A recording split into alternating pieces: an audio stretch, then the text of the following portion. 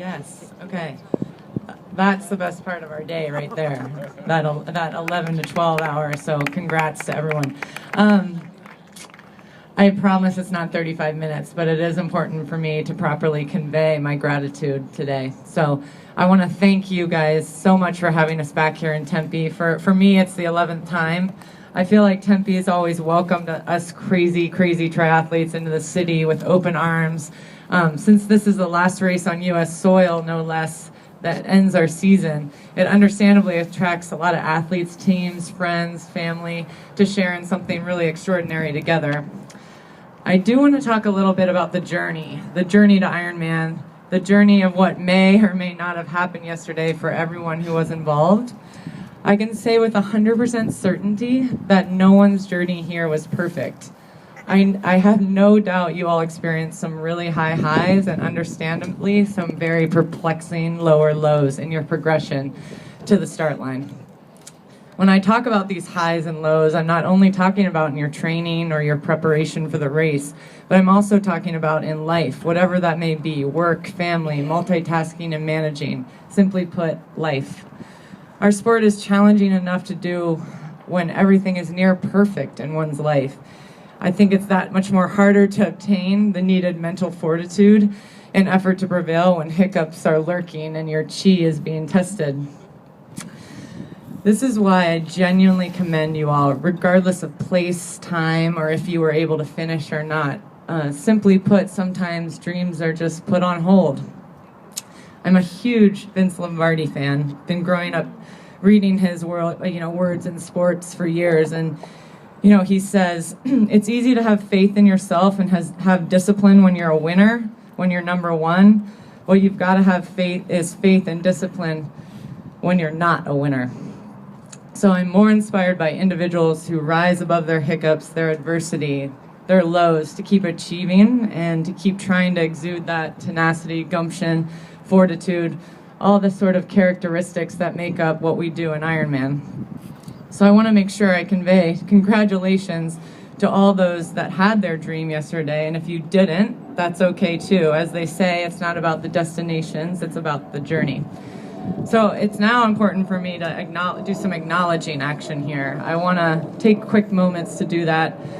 First of all, I want to congratulate the male champion, Brent. Great pro Ironman debut. You Canadians, you really know how to give her. So really, congratulations, Brent. And I want to thank I feel like we never really get to capture a little tidbits about each of the ladies up here standing on the stage with me, the other 7 ladies. So I'm going to talk about each of them for that 5 split seconds, so they're going to just deal with it. I'm going to start with Laura in 8th place here. This was her first pro Ironman, first Ironman distance, if you will. She's the age group champion last year at World. She's a world champion in the age group at Vegas 70.3 last year. She spiked up to the pro ranks in 2014, so this was an awesome way to end the season. Awesome first pro Ironman. And Ironman, she's a fellow Purple Patch athlete with me. Congrats. Julie Brahm up here, also an Ironman champion and someone you consistently see up here on this stage in podiums in both Ironman racing and beyond. In 6, you have Mackenzie Madison. She always comes to races with a smile, prepared, and ready to race, which I really admire very much.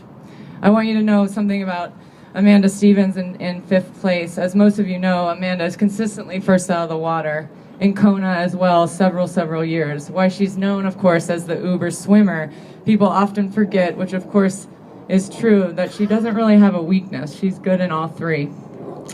Katie Blakemore, also in 4th up here, former Stanford swimmer, Peace Corps advocate, teacher turned pro triathlete. I think these accolades speak for themselves, and it's really great to see Katie up here in 4th.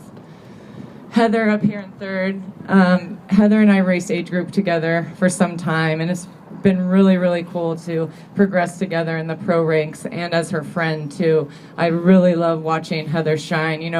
We both are former hockey players. Don't worry, she was ice hockey, I was field hockey. We were also a lot bigger than we are right now, though I'm still a Goliath compared to Heather, so it's all good. But I'd say her pro Ironman debut was well-deserved success, especially after her year in injury that she overcame, and she still put up a really impressive season. In second, Lisa, mom of a 3-year-old son, has won a litany of 70.3 racing, and now she's coming over to Ironman even more, so I'm sure she'll have equally strong success. So congratulations, ladies. A pleasure sharing the course with you. I would really also like to thank the Ironman Arizona race director, Judy, and her team for once again putting on another successful Ironman here in Arizona. We underestimate how much work, planning, time, resources it takes to put on an Ironman and actually execute it. Please know, Judy and your team, it never goes unnoticed. To the media, to the photographers, Ironman employees, and the officials, thank you. To the 4,000 volunteers, 4,000. That's the most volunteers that I have ever been with at a race, and it certainly showed. You gave us all a rolling buffet out there and more. Thank you so much for your constant positivity, encouragement, and for taking time out of your really busy days to make our day more successful. To Tom and Mike Riley, who do an Ironman in itself on their voice alone for 17 hours to make sure that our experience is the best one. It's really, lastly, and really important for me to thank people, my inner circle, who made yesterday so enriching to me personally. I want to thank RaceQuest Travel, Krista Kelly Flick, for inviting me to be part of your weekend. If you ever want to complete Ironman, the true Ironman experience, I would get under the care of RaceQuest Travel. To my friends and family who I hold in my heart every day, whether I'm racing or not. To Sue Hutter, who's all of us our biggest fans. She's out there supporting each of one of you every single day and capturing moments that you'll never forget. To one of my closest friends here, Hillary Biscay, who I try to channel even 100th of the amount of mental fortitude that she has in her life. I'm emotional because this is like 11 years in the making to be here, and I just can't express. I'm sorry, boys. Apparently, I'm very teary, and you deal with us wives and girlfriends and spouses when we get emotional. I want to thank Matt Dixon, my Purple Patch coach, and our support crew from Purple Patch that was here, and my great friend and training partner, Rich Viola, who is the CEO and runs the Everyman Jack Tri-Team, who surprised us on the course to cheer us all on. To our sponsors, especially Red Bull, Bont Cycling Shoes, and Ceramic Speed, that were here in person to share the day. To Jeff and Tribe Multisport for taking time every year to make sure our boardman's teed up, and I really appreciate that. To the Challenge Athlete Foundation, Smile Train, you guys all, thank you so much for showing us how to persevere.